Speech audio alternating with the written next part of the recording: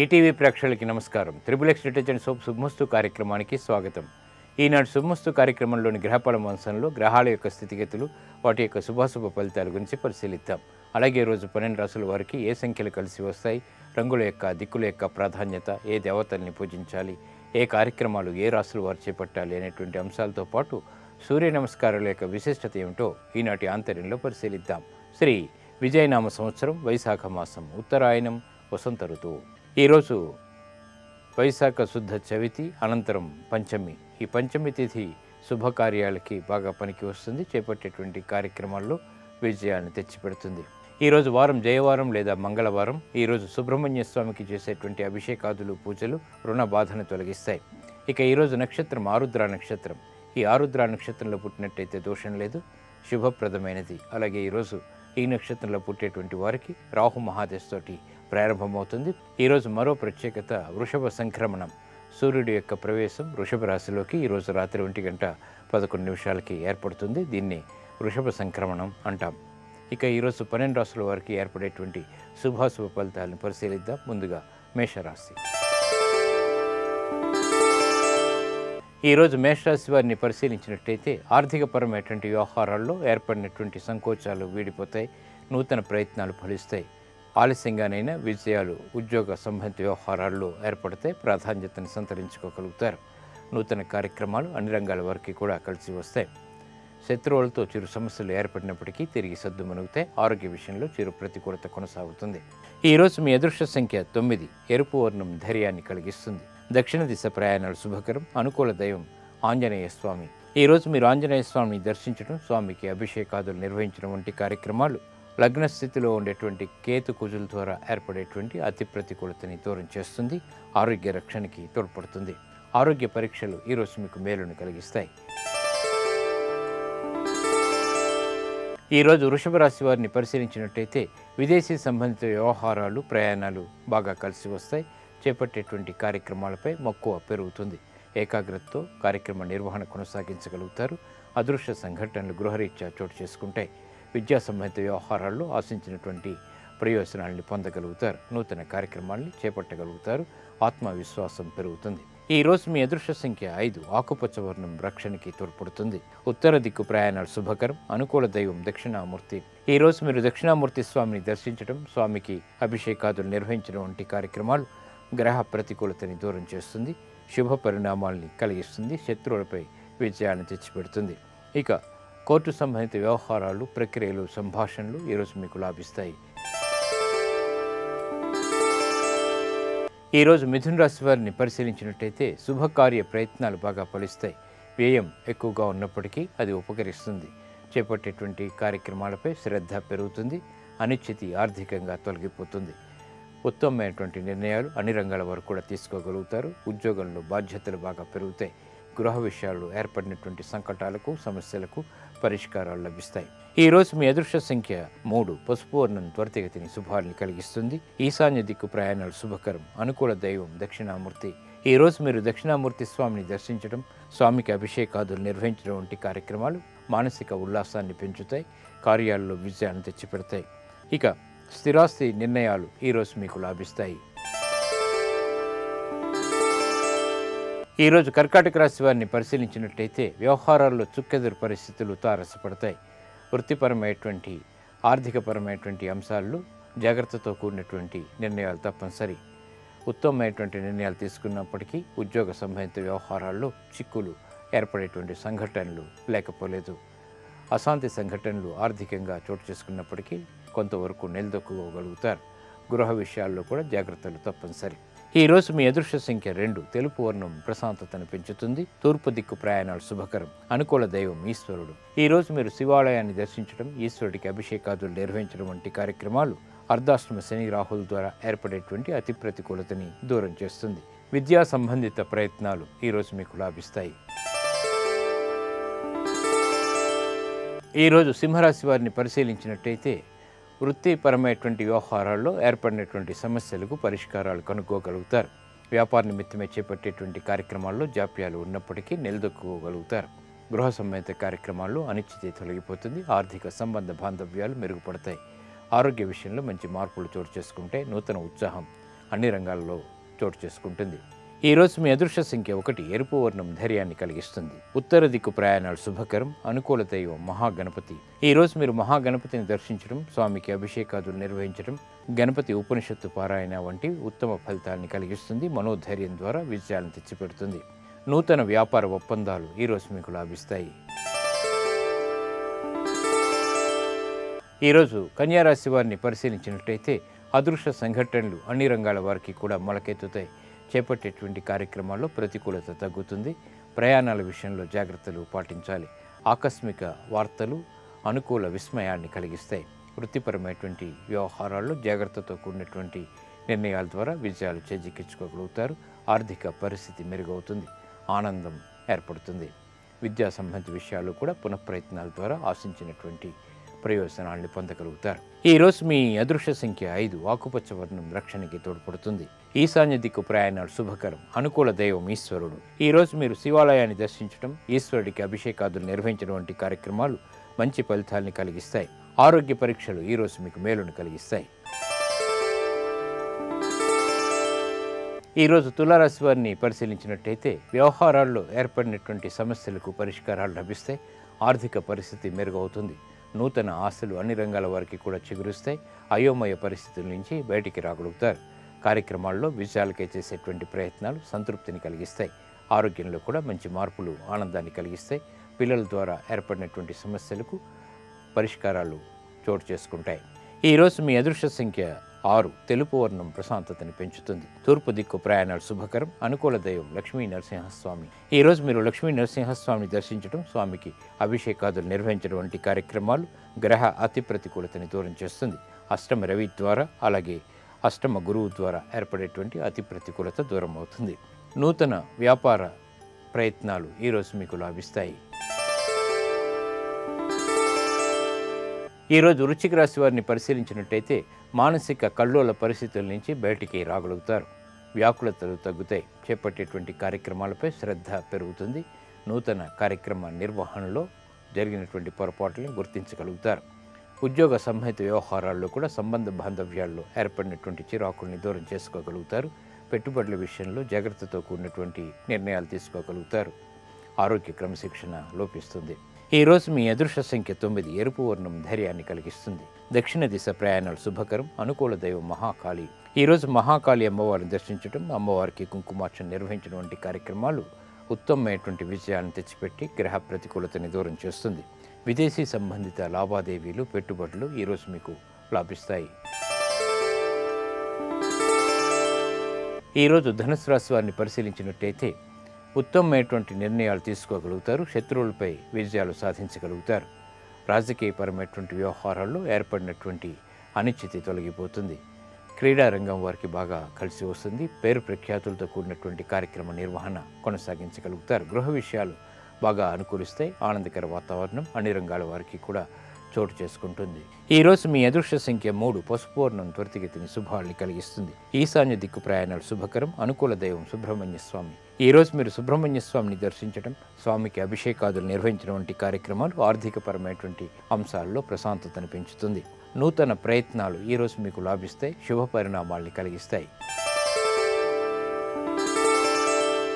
ఈరోజు మకర రాశి వారిని పరిశీలించినట్టయితే వ్యాపార విజయాలు సిద్ధిస్తాయి. చేపట్టేటువంటి కార్యక్రమాలపై అవగాహన కలిగి ఉంటారు.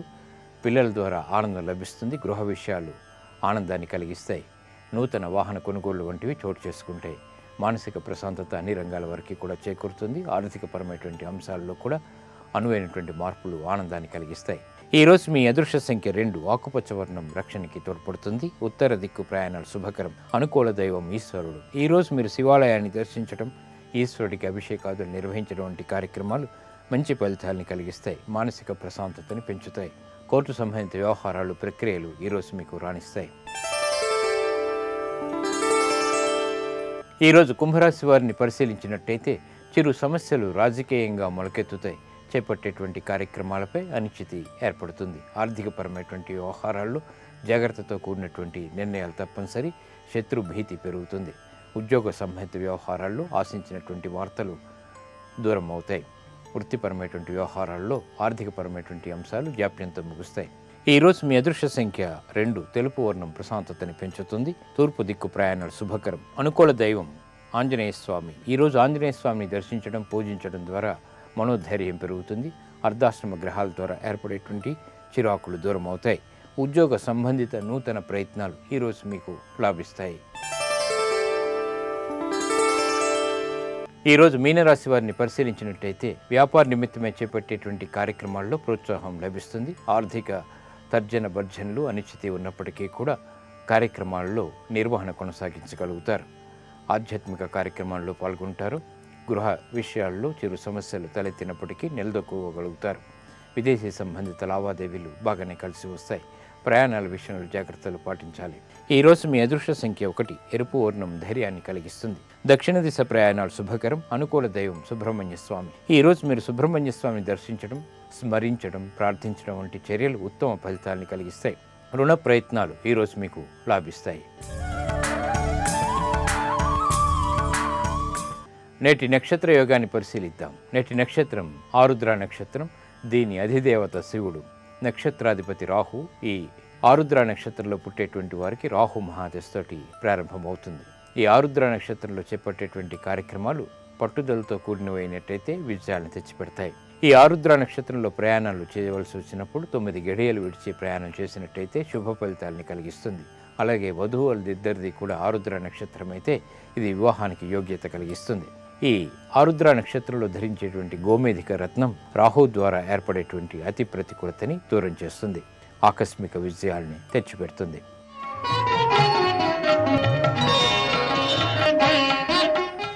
అర్కహ అంటే సూర్యుడు. సూర్యుడు గ్రహరాజు, అన్నప్రదాత, ఆరోగ్య ప్రదాత.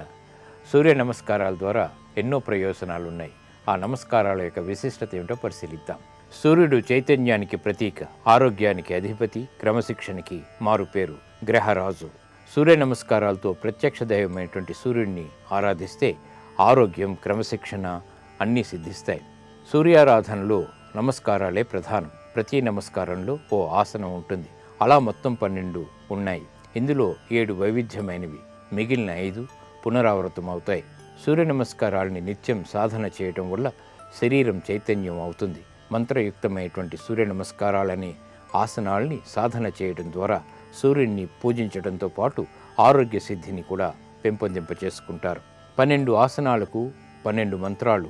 ఎందుకంటే జ్యోతిష్యం ప్రకారం సూర్యుడు రాశి చక్రంలోని 12 స్థానాల్లో సంచరిస్తాడు.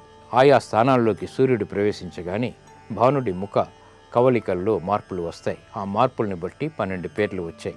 ఓం మిత్రాయ నమః అంటూ ప్రారంభించేటువంటి సూర్య నమస్కారాలు శారీరక, మానసిక చైతన్యాన్ని ప్రసాదిస్తాయి. సూర్య నమస్కారాల వల్ల ఆరోగ్యం సిద్ధిస్తుంది. అలాగే క్రమశిక్షణ ఏర్పడుతుంది. ఇవి ఈనాటి శుభమస్తు కార్యక్రమంలోని గ్రహబల మంచంలోని విశేషాలు. ఇప్పుడు గృహబల మంచంలో వాస్తు విశేషాలు తెలుసుకుందాం.